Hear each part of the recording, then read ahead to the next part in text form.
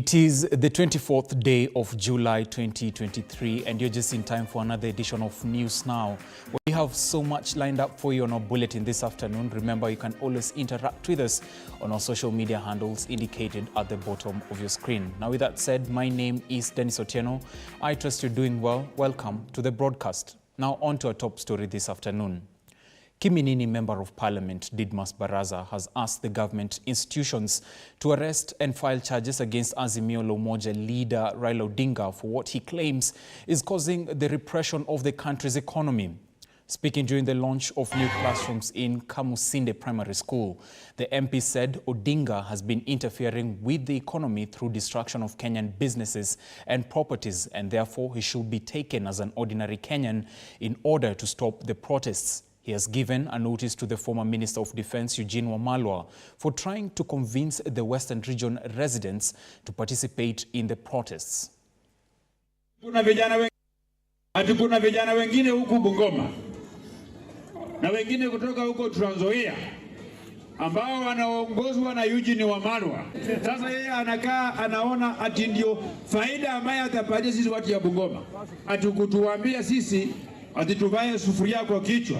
Tukiona Eugene Wamalwa hapa Bungoma anamangamana kwa barabara ya kuleta maandamano, tukiona Raila Odinga na Oparanya wakimangamanga hapa Bungoma ati tuvae sufuria kwa kichwa, tutakamata hao na kuwapeleka police station na tutatumia the nearest available tool. Hata kama ni pikipiki, tutawafunga kwa pikipiki na tuwapeleke kwa police station. Tuwa hand over kwa OCS, ndio? Nyinyi mnataka kufanya maandamano ama mnataka kufanya kazi? Wakati sisi tulikuwa tunafanya bidii tukipanda mahindi, hao walikuwa wanatembea wakivaa masufuria kwa kichwa. Mumeona yule mzee wa vitendawili ambaye anafanya maandamano hii Kenya, ambaye anaweka vijana yake wakibariketi barabara, wakiharibu mali ya serikali pamoja na wananchi wale wa kawaida. Mimi ningependa kusema hivi, serikali ya Kenya imekuwa ikitumia pesa nyingi sana kupatia military, pesa mingi sana kupatia jeshi letu ya Kenya, pesa nyingi sana ya kununua vifaa ambavyo polisi watatumia kuweka usalama wa Kenya hii siku ya leo. Mimi ningependa kusema Kenya hii kwamba katika nchi yetu ya Kenya, Raila Odinga continues to be a threat to the national security. He continues to be a threat to the economic development of our country. He is an economic saboteur, he is an economic bandit ambaye anatakana ashikwe aende afungwe huko Kamiti. Now, today afternoon concludes the Baby Sagini case as Senior Resident Magistrate Christine Ogweno is expected to deliver her judgment. The three suspects in question, namely Rael Nyakirairo, Sagini's grandmother, Pacifica Ochogo, his aunt, and Alex Ochogo, the cousin, have been found guilty based on compelling evidence presented during the trial. During the courtroom proceedings, there was a heated exchange between the lawyers representing both sides. The public prosecutor, Hilary Ngeno, strongly advocated for life imprisonment for all the three defendants. On the other hand, the defense lawyer, Winston Magara, pleaded with Magistrate Ogweno to consider probationary imprisonment for Rael Nyakirairo.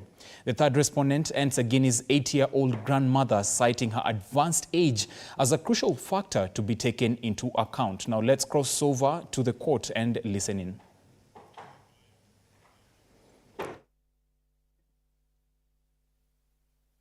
Thank you very much, Dennis Otieno. I'm getting you very well from this court, court number 1 here at Kisii Magistrate Court. And as we are speaking at the moment, the senior magistrate, Christine Ogweno, has already entered the chambers. And previously, we had seen a heat change between the lawyers, who is the lawyer who is the defensive one, and Sagini's lawyers, where we saw that the prosecutor, Hilary Ngeno, was asking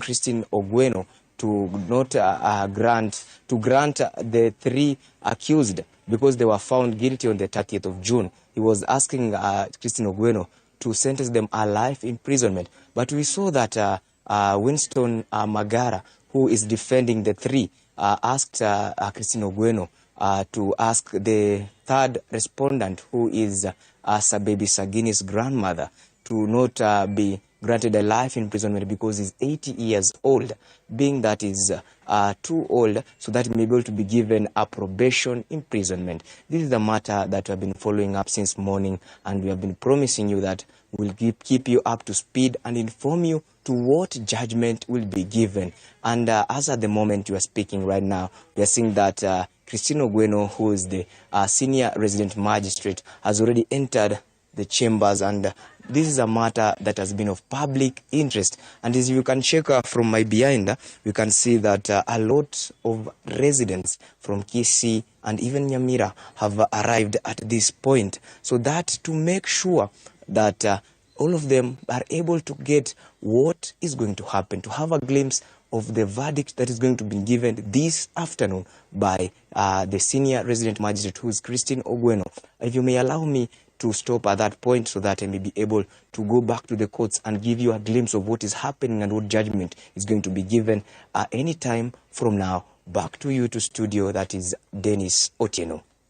Well, thank you very much, Alphayo Kombo, for that comprehensive update. Of course, Alphayo Kombo will be following up closely on that story, and he will be updating us further on it as it develops in our subsequent bulletins. But moving on, Kilifi South Member of Parliament Ken Chonga and Kilifi County Assembly Speaker Teddy Mwambire have vowed that they will not be cowed to abandon fighting for the rights of Kenyans.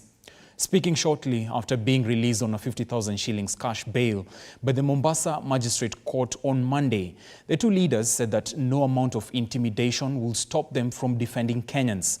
This is after Mombasa Chief Magistrate Hona Martha Mutuku deferred the ruling on whether they were to be released on bond or not last Friday due to time constraints assessed by the submissions from the prosecution and defense counsel.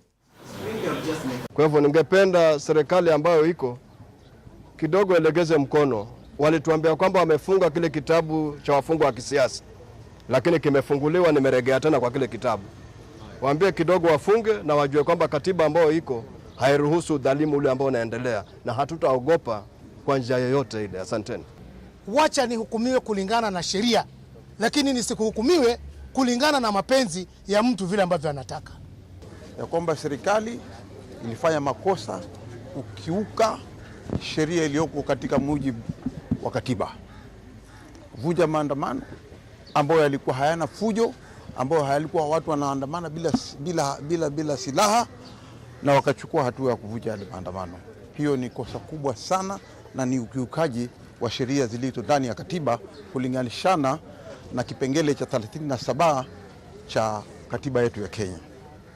Tumekuwa huku Ijumaa tulipojaribu kuomba ile ambayo ni bond ama cash bail, mahakama ikasema kwamba wataweza kupeana uamuzi leo. Uamuzi umetolewa, na ule uamuzi ni ushindi mkubwa kwa sheria ya taifa la Kenya. So today we are happy that these persons are now going to are free. They have paid a cash bail of 50,000. You can be able to see them outside here. They are going to go home. And then the next thing is we'll be coming for a pre-trial to see whether they have actually any evidence, as you heard from the affidavits that they had in court. This was actually an attempt to silence people. Now, from the coastal region to the northern parts of the country, where lack of security in Napetet area, located in Lodwar, is majorly caused by drug abuse by the youth. Speaking in Lodwar, the chairman of Napetet Professional Association, Michael Logos, said that many young people are involved in crime due to drug abuse. He called upon the police to arrest drug traffickers. Welcome to FAO, Excellency. How are you today? It's a lovely day. Thank you very much.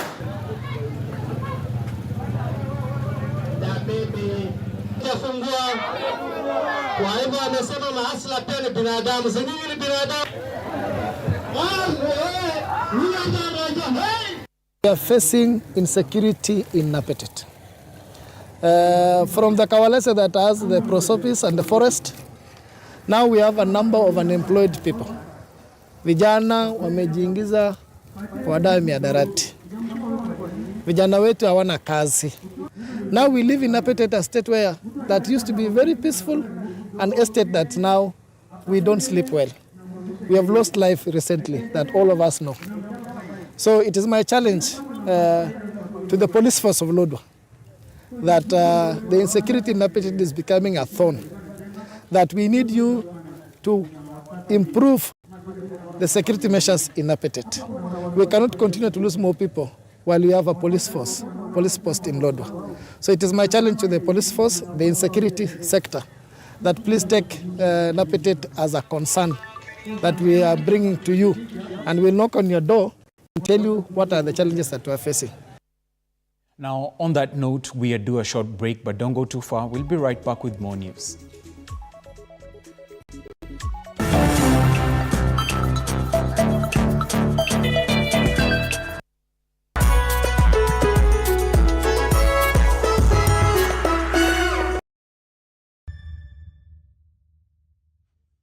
The news that matters the most is the one that hits close to home.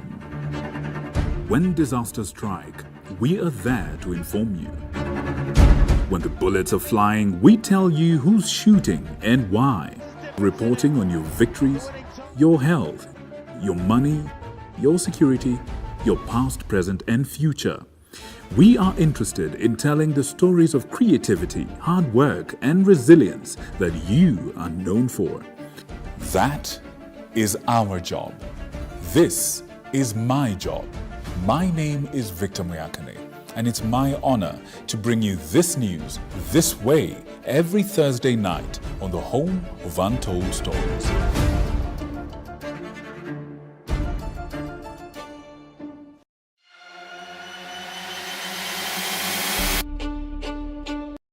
Ya bado hapajafika kabisa kwenye. The news that matters the most is the one that hits close to home. When disasters strike, we are there to inform you. When the bullets are flying, we tell you who's shooting and why.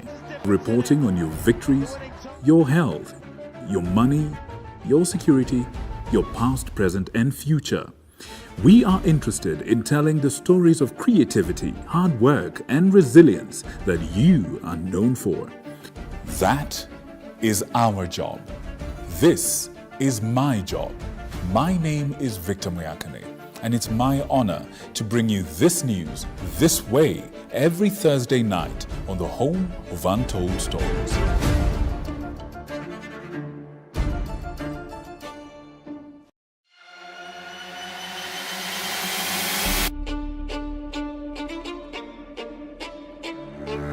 Katika majengo haya, hapa ndipo sheria zinapotungwa na zinapopakuliwa. Nitakuletea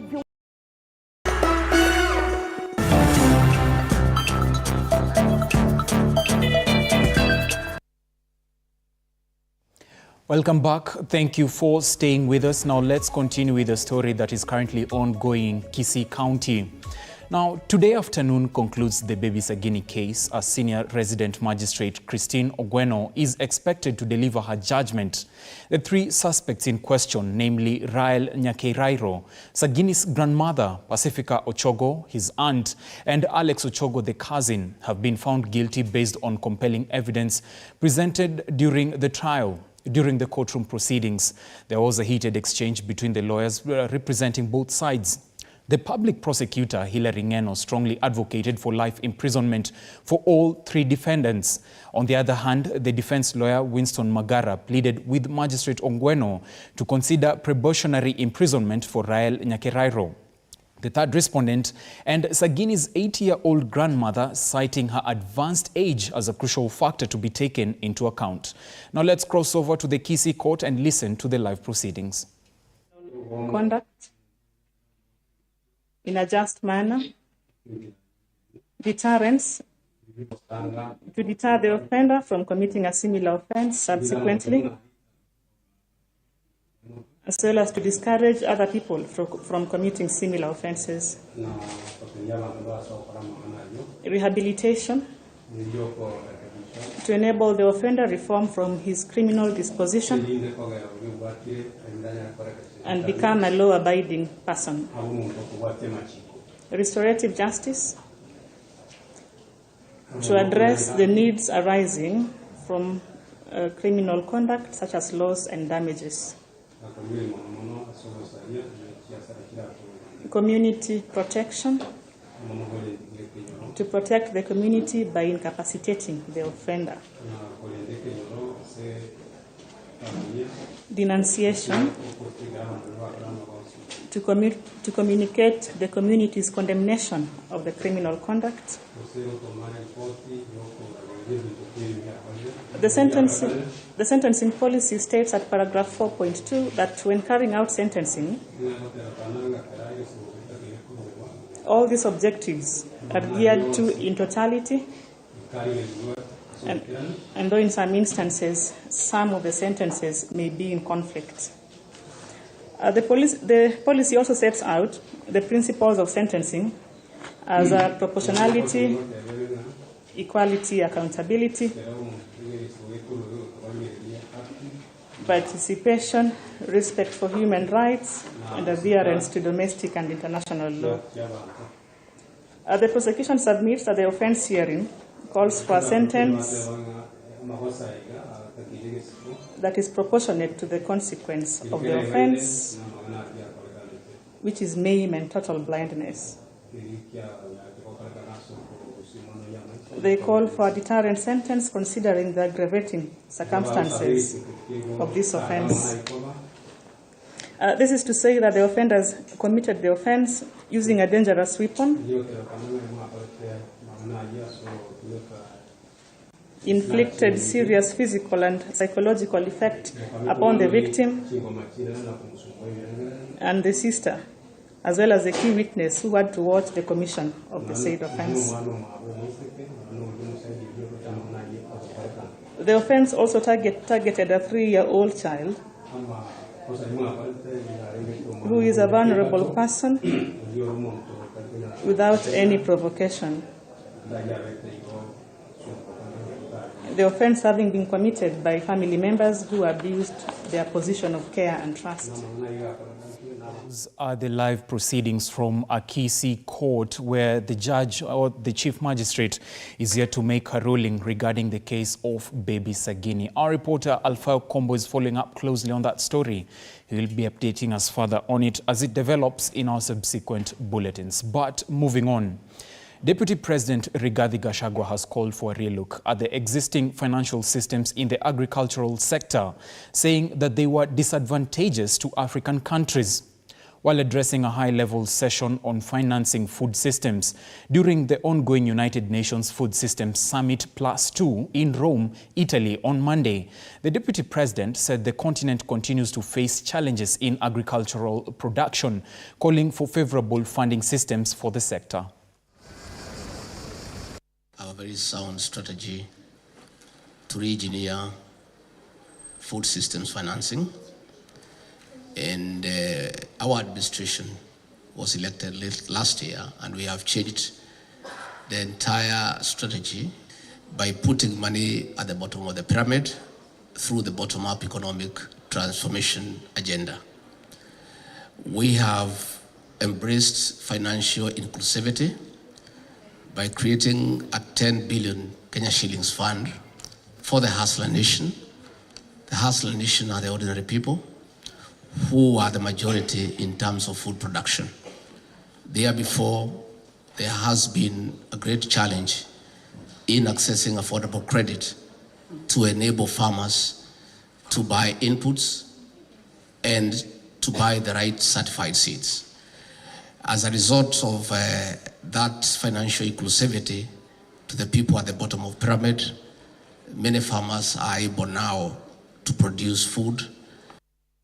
And from improving the agricultural sector to conserving the environment, where a group of young activists in Kisumu County have called on the government to take radical measures in a bid to combat the damage resulting from global climate change.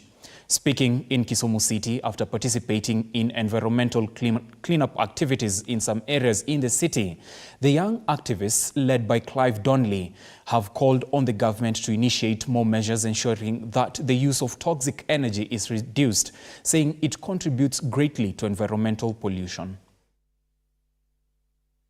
Shukran sana. Kwa majina ni Clive Donnelly.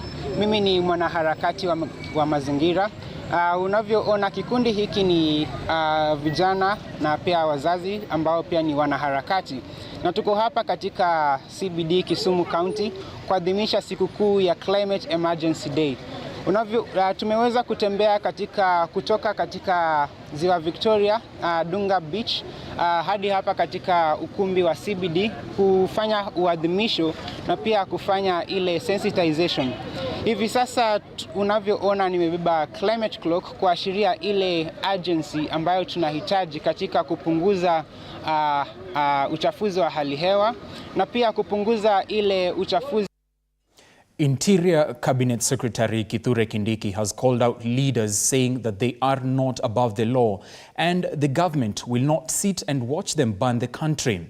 In what was a direct attack to former President Uhuru Kenyatta, Kindiki said that the government will not hesitate to arrest anyone, no matter the position they hold in the society.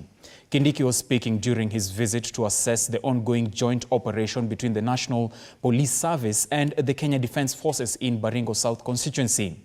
Kindiki urged the residents to uphold peace and collaborate with the government in fighting banditry in the region. Kindiki further warned on planned Wednesday demos, saying that those who demonstrate will be met with the full force of the law. Na mtu asijifiche kwa siasa akidhani ati tutamuogopa. Tutakabiliana na wewe hata ukiwa nani, kwa sababu wale wanadhuru usalama, haijalishi wewe ni wa kabila gani, wewe ni dini gani, wewe uko na cheo gani, cheo ya sasa, cheo ya zamani, tutakukabili na hakuna kitu utafanya. So I dare those who want to break the law on Wednesday. I dare them to try. We are more than ready. Hakuna siasa ya wizi, uporaji na kuumiza wananchi. Kwa hivyo vile tumewakalia ngumu hawa majambazi